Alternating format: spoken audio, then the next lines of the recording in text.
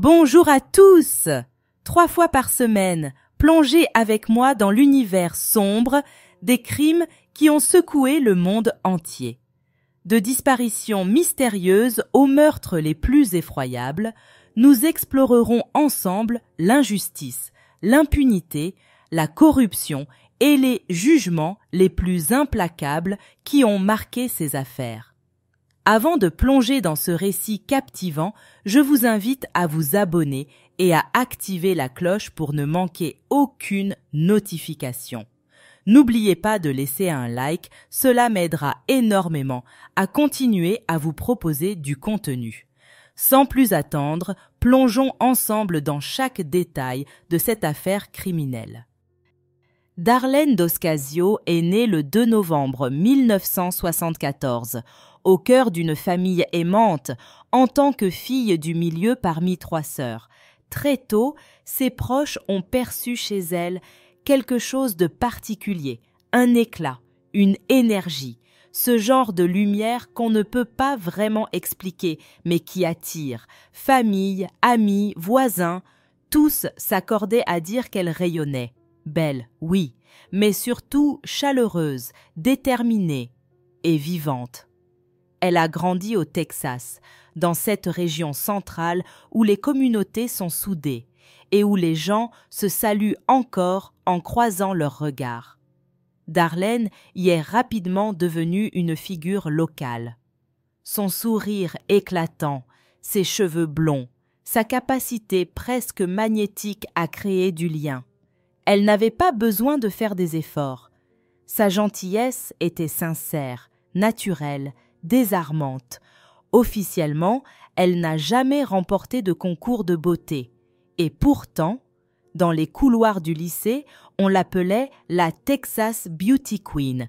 Les profs, les élèves, tout le monde s'accordait. Elle avait cette aura, ce truc qu'on ne fabrique pas.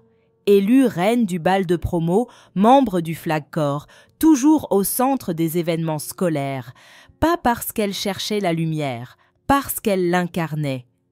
Mais derrière cette apparence de fille parfaite, il y avait une ambition solide, une vision claire. Elle voulait aider, elle voulait soigner. En 1993, elle a décroché son diplôme au lycée Yo High School, à Cameron, avant d'intégrer le Texas State Technical College de Waco. Son premier intérêt, le domaine dentaire. Elle s'est formée comme assistante dentaire. Mais au fond d'elle, son vrai rêve, c'était de devenir infirmière. Une beauté du Texas, oui, mais surtout une femme avec un cap, un cœur et une force tranquille qui, à l'époque, laissait présager tout sauf le drame à venir. C'est pendant ces années de collège que la trajectoire de Darlene a basculé, et ce, à cause ou grâce à une rencontre, un certain Keith Gentry. Keith était né le 2 septembre 1974 à Waco. Fils de Waymon et Glenda Gentry, il avait grandi à Robinson, ce genre de petite ville où les mots famille et communauté avaient encore un vrai sens.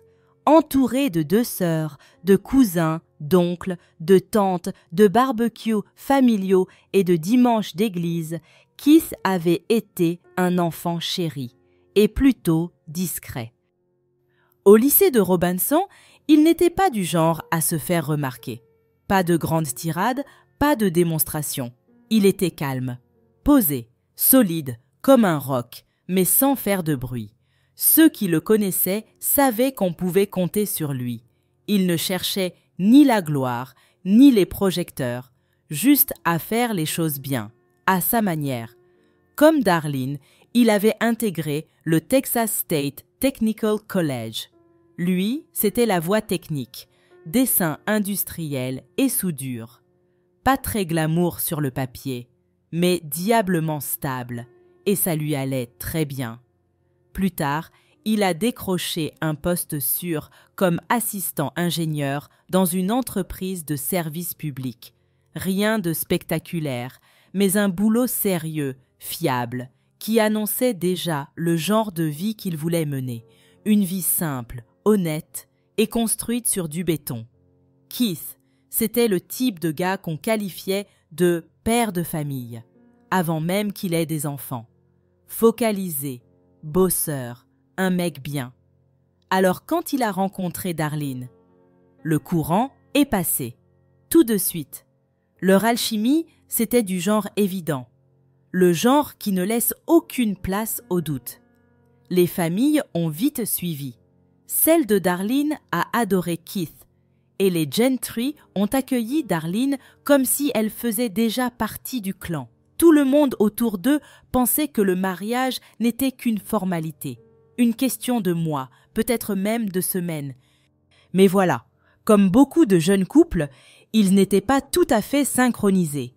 En 1997, tous deux avaient obtenu leur diplôme. L'avenir se dessinait. Darlene, dans le fond, espérait une demande en mariage, en silence, sans l'imposer. Mais elle l'attendait. De son côté, Keith, lui, il n'était pas encore prêt, pas pour un mariage, et même pas pour emménager ensemble. Un amour sincère, mais des calendriers qui faisaient la sourde oreille. Après plusieurs discussions franches, et pas franchement faciles, Darlene et Keith ont pris une décision douloureuse. Se séparer. Le genre de rupture qui laisse tout le monde sonner.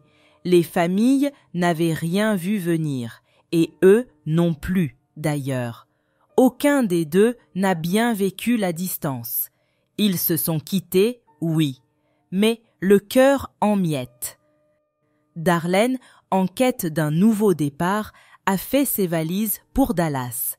Elle a repris son boulot dans le domaine dentaire et tenté de s'adapter à la vie citadine.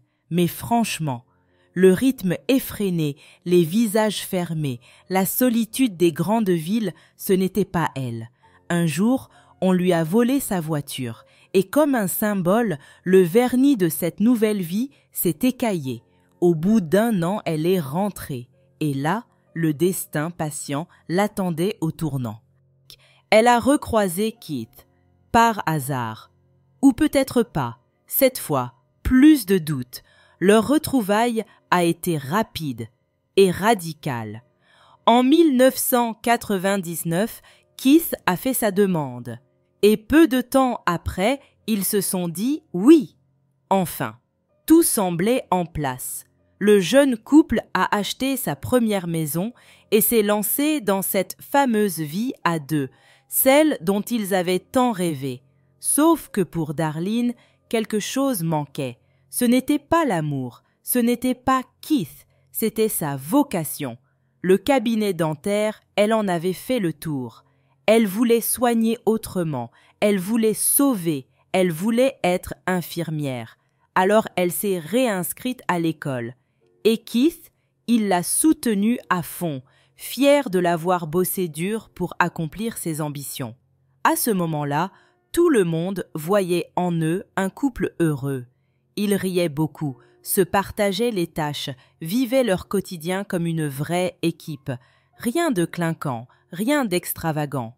Juste une vie stable, douce, en apparence parfaitement ordinaire. Au début des années 2000, les Gentry s'étaient installés à Robinson, dans un quartier résidentiel calme, à seulement quelques minutes de Waco. Une maison tranquille, avec pelouse bien tondue, voisins polis, et juste à côté de chez les parents de Keith. Une proximité qui allait s'avérer à la fois rassurante et redoutablement toxique. Keith travaillait toujours comme assistant ingénieur pour la compagnie locale d'électricité. Darlene, elle, avait enfin obtenu son diplôme d'infirmière. 2 salaires stables, une maison confortable, pas de luxe inutile, mais assez pour vivre bien. Assez pour envisager l'avenir, les enfants, les petits plaisirs. En apparence, une vie parfaite. Mais tu sais ce qu'on dit sur les apparences. La famille, c'était le centre de tout pour les Gentry. Leurs rêves, leurs projets, leur fierté. En 2001, leur premier fils, Chase, a vu le jour. Puis est arrivé Cody en 2004 et enfin Cade en 2005. 3 petits garçons, pleins de vie, 3 soleils autour desquels tout gravita. Et à l'extérieur, on aurait dit que les Gentry avaient tout compris. Une belle maison, des parents attentionnés, des enfants adorables, des grands-parents toujours prêts à aider. Le tableau parfait, version banlieue texane. Mais derrière ce cliché digne d'un magazine familial, la réalité était autrement plus complexe. Keith, accaparé par un travail qui l'obligeait souvent à voyager, laissait Darlene gérer le quotidien, seule. Elle courait entre son poste d'infirmière, les lessives, les repas, les pleurs nocturnes, les devoirs et bien sûr l'entretien impeccable de la maison, parce qu'il fallait que tout soit nickel, toujours, sans faute. Et même quand Keith rentrait, la charge ne diminuait pas. Épuisé, il cherchait du repos, et pas vraiment à plonger dans le tumulte des couches et des cris de bébé. Darlene, elle encaissait. Jusqu'au moment où Keith, conscient que tout ça commençait à fissurer leur équilibre, a pris une décision lourde. Il a quitté son poste bien payé, mais exigeant, pour un boulot de bureau moins prenant et surtout moins rémunérateur. Un geste d'amour, de compromis, un sacrifice même, mais il y a toujours une contrepartie. La baisse de revenus a vite tendu les cordons du foyer. Et le pire, c'est que les habitudes, elles, n'ont pas suivi le même virage. Darlene continuait d'entretenir la maison comme un décor de catalogue, d'organiser des dîners, d'acheter, de faire comme si l'argent tombait encore du ciel. Les disputes ont commencé à tourner en boucle. Toujours la même rengaine, l'argent. Keith estimait qu'elle dépensait sans réfléchir. Il se sentait étouffé, coincé dans un emploi terne, inutile, pendant que ses responsabilités, et même celles des enfants, glissaient doucement vers ses parents et lui. La lassitude s'est transformée en amertume, puis en rancœur. Autour d'eux, on a commencé à voir le changement. Le couple modèle n'avait plus le même éclat. Les sourires étaient forcés, les silences lourds, les gestes automatiques, mais aucun des deux ne parlait de divorce, pas même une rumeur. Keith, lui, s'accrochait. Il voulait que ça tienne. Il refusait de laisser s'effondrer ce qu'ils avaient construit. Mais tout a basculé ce matin du 9 novembre 2005. 6h11 précisément, Darlene, affolée, a composé le 911. Sa voix tremblait. Elle a dit que la porte arrière était grande ouverte et que Keith était là, dans leur lit, couvert de sang, à peine conscient, un calme plat, une banlieue sans histoire et un mari baignant dans son sang. La scène était posée. Le cauchemar pouvait commencer. Au téléphone avec le dispatch, Darlene a précisé qu'il manquait certaines des armes de Keith. Et surtout, elle a décrit une scène d'horreur. Son mari gargouillait, avec une mousse rosâtre qui bouillonnait à la commissure de ses lèvres. Les secours ont tout de suite compris. Traumatisme sévère, probablement irréversible. Elle a également expliqué qu'elle n'avait pas dormi aux côtés de Keith cette nuit-là. Leur plus jeune fils, âgé de seulement 18 mois, avait été agité. Elle aurait alors quitté la chambre conjugale pour aller s'installer dans une autre pièce avec les 2 autres enfants déjà endormis. Pour les apaiser, elle leur aurait mis un film, puis se serait endormie là, jusqu'à 6h du matin. Et c'est à ce moment-là, selon elle, qu'elle aurait découvert la porte arrière ouverte et son mari agonisant dans leur lit. Les secours sont arrivés rapidement chez les Gentry. Keith respirait encore, à peine. Il avait reçu une balle en pleine tête, inconscient, aucune réaction, rien, le corps était là, mais Keith n'y était déjà plus. La mousse rose à sa bouche, un signe redouté par les urgentistes. Cela indiquait des lésions cérébrales massives, avec très peu d'espoir. Il a été transféré en urgence à l'hôpital Hillcrest Baptist Medical Center à Waco et placé sous assistance respiratoire. Mais malgré tous les efforts, Keith Gentry ne s'est jamais réveillé. Le 11 novembre 2005, 2 jours plus tard, son décès a été officiellement prononcé. Le choc a laissé place à une enquête pour homicide. Et très vite, les enquêteurs ont braqué leur attention sur la seule adulte présente dans la maison cette nuit-là, Darlene. Son récit devenait le cœur de l'affaire. Et elle a été convoquée pour interrogatoire quasiment immédiatement. Face aux enquêteurs, elle a raconté que la soirée du 8 novembre avait été ordinaire, sans heurts. Elle était sortie dîner avec des amis, avait pris quelques verres, puis était rentrée aux alentours de 20h30. Mais, selon elle, l'accueil à la maison avait été glacial. Pas un mot tendre, pas un sourire, rien, comme une porte fermée, mais en plein visage, et dans quelques heures, le chaos. Selon Darlene, ce soir-là, Keith était en colère. Il venait de tomber sur un ticket de restaurant. Encore une dépense. Une preuve de plus, selon lui, que sa femme n'avait aucune notion du mot budget. Dans leur situation financière déjà fragile, ce petit bout de papier a fait l'effet d'une allumette sur un baril d'essence. Ils se sont disputés, et pas à demi-mot. Darlene, excédée, aurait quitté la maison en voiture, le temps de se calmer. Une petite balade pour évacuer les nerfs, comme elle l'a expliqué. Quand elle est revenue plus tard dans la soirée, elle affirme avoir présenté ses excuses, essayé de tourner la page. Keith serait alors monté se coucher dans la chambre parentale, et elle, de son côté, serait restée avec les enfants dans une autre pièce. Elle a précisé que c'était pour apaiser leur plus jeune fils, qui pleurait beaucoup cette nuit-là. Vers 5h15, elle aurait entendu le chien aboyer. Rien d'anormal, selon elle. L'animal avait tendance à aboyer dans le vide. Elle s'est donc rendormie.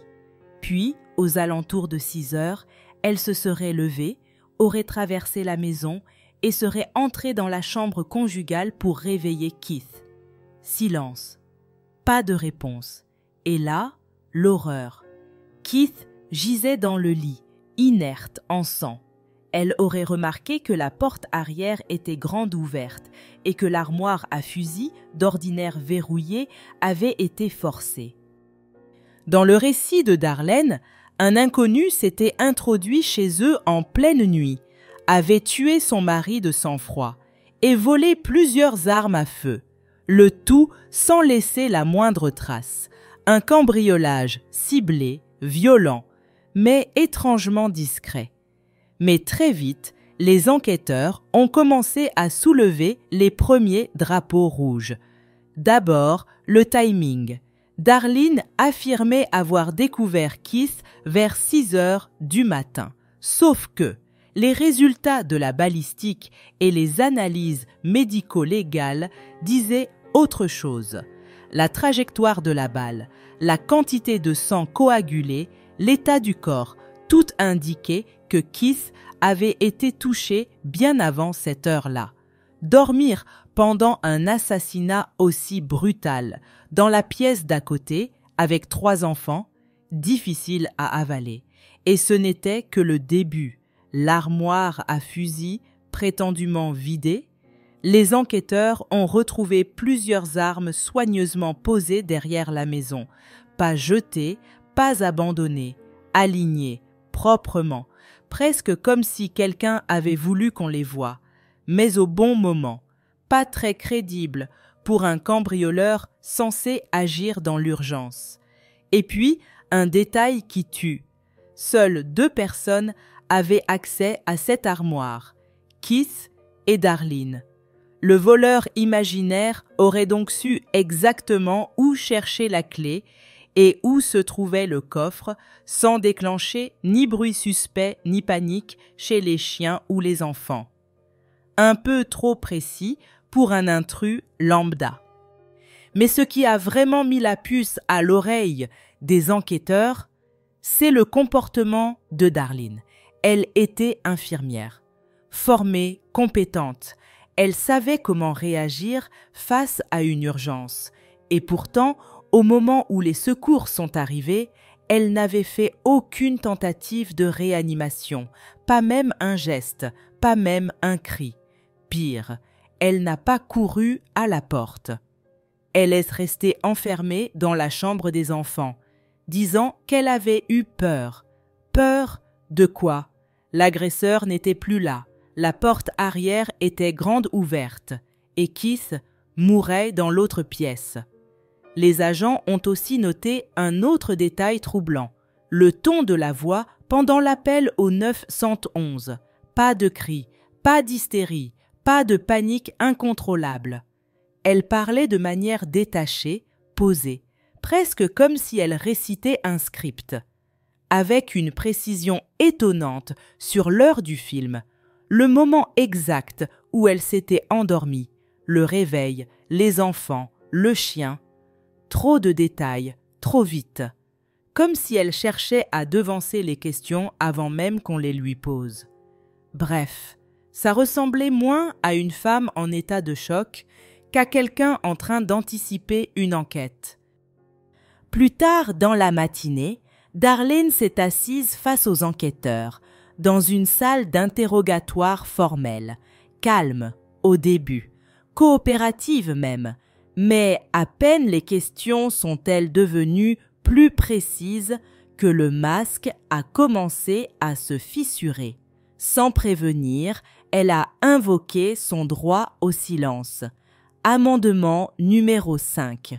Puis, elle a demandé un avocat. Fin de l'interrogatoire. Rideau. Malgré ce revirement soudain, elle a continué de clamer son innocence. Elle n'avait, selon ses mots, rien fait de mal. Elle disait aimer son mari.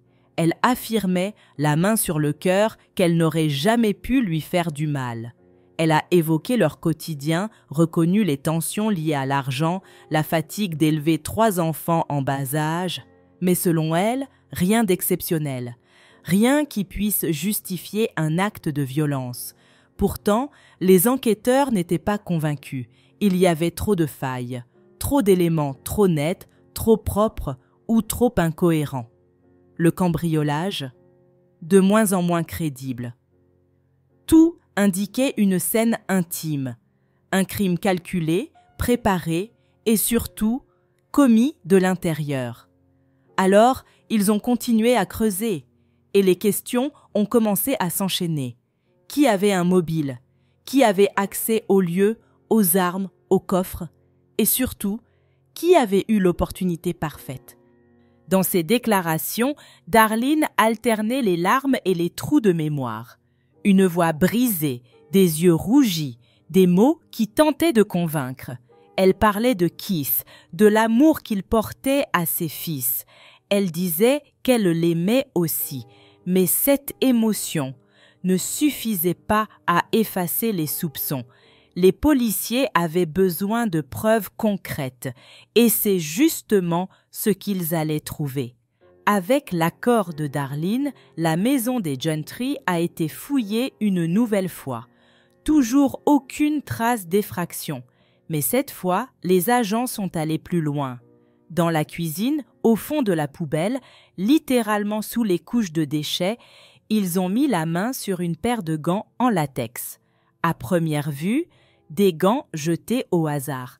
Mais à l'intérieur se cachait une douille de calibre 22, des résidus de tir et des traces d'ADN. Un seul nom possible, Keith Gentry. Mais surtout, Darlene, un coup de tonnerre dans l'enquête. La version du cambriolage venait de s'effondrer comme un château de cartes. Et puis, le mobile est apparu. Keith possédait une police d'assurance vie estimée entre 500 000 et 750 000 $. Une somme qui, pour quelqu'un criblé de dettes, pouvait ressembler à un ticket de sortie. Un ticket sanglant, certes, mais un ticket quand même. 19 jours après la fusillade, le 28 novembre 2005, Darlene a été arrêtée et inculpée pour meurtre. Mais l'histoire ne s'est pas arrêtée là. Le jour même, elle est ressortie libre. Caution, 50 000 $.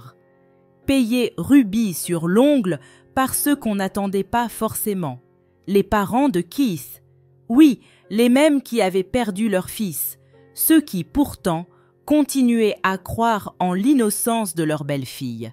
Aveuglément, désespérément. Peut-être parce que l'alternative était tout simplement impensable. Ils l'ont soutenue, corps et âme. Les parents de Keith, ses proches, ceux qui, malgré la douleur, malgré l'impensable, refusaient de croire que Darlene avait pu faire une chose pareille. Pour eux, elle n'était pas seulement la femme de leur fils, elle était la mère de leurs petits-enfants, une femme de confiance, loyale, aimante, une pièce de leur famille, un pilier. Mais le pilier allait bientôt montrer de sérieuses fissures. Quelques semaines après sa libération sous caution, Darlene a pris contact avec un certain Robert Pavelka, un propriétaire terrien du coin, qu'elle connaissait vaguement. Elle lui a dit qu'elle voulait acheter une parcelle de terrain près d'Axtell, au Texas, un endroit reculé, paisible, avec un étang au centre, un petit coin de nature, comme dans les rêves de Keith. Elle a confié à Pavelka que cet étang lui rappelait combien son mari rêvait d'emmener ses filles se pêcher un jour.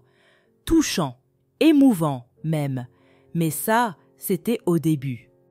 Parce que quelques semaines plus tard, coup de théâtre, Darlene rappelle Pavelka et lui demande s'il peut faire combler l'étang. Oui, le même étang qu'elle voulait acheter en souvenir de Keith. Le même plan d'eau qu'elle trouvait paisible, significatif, symbolique. Et soudain, elle veut l'effacer. Pavelka, à ce moment-là, a eu un très mauvais pressentiment. Quelque chose ne tournait pas rond. Alors il a fait ce qu'il fallait faire. Il a appelé les flics. Les enquêteurs, eux, n'ont pas perdu une seconde. Si Darlene voulait faire disparaître ce plan d'eau à tout prix, peut-être que ce n'était pas pour des raisons paysagères. Peut-être que quelque chose reposait là-dessous, quelque chose qu'elle voulait garder en fouille. Une fouille a été organisée. Et bingo! Au fond de l'étang, dissimulé dans la vase, un revolver de calibre 22. Le même calibre que la douille retrouvée dans les gants jetés à la poubelle. L'arme du crime. Mais même avec ça, il manquait encore le lien direct, la preuve qu'on ne peut pas discuter. Alors, les enquêteurs sont revenus vers Pavelka et lui ont demandé de jouer un rôle, un piège bien ficelé. Il a rappelé Darlene, en se faisant passer pour un simple propriétaire prêt à exaucer son souhait. Il lui a dit qu'il allait combler l'étang, mais qu'il devait d'abord le vider. Juste une étape logique, rien d'alarmant. La police espérait qu'en apprenant que le plan d'eau allait être asséché, Darlene paniquerait et qu'elle reviendrait sur les lieux pour récupérer ce qu'elle aurait dû faire disparaître plus tôt. Elle a mordu à l'hameçon. Au téléphone, elle est restée calme. Elle a dit « merci ». Elle a dit « d'accord », comme si de rien n'était. Mais le lendemain matin, sous l'œil de caméra cachée, elle s'est pointée sur le terrain. bottes de pêche aux pieds, tige à la main, et elle s'est enfoncée dans l'eau, pas pour méditer, pas pour pleurer, mais pour fouiller le fond de l'étang, exactement à l'endroit où l'arme venait d'être retrouvée.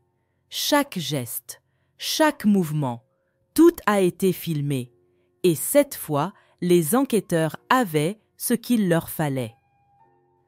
En février 2007, Darlene Gentry, 32 ans, a été jugée au Texas pour le meurtre prémédité de son mari, abattu pendant son sommeil dans leur maison de Robinson.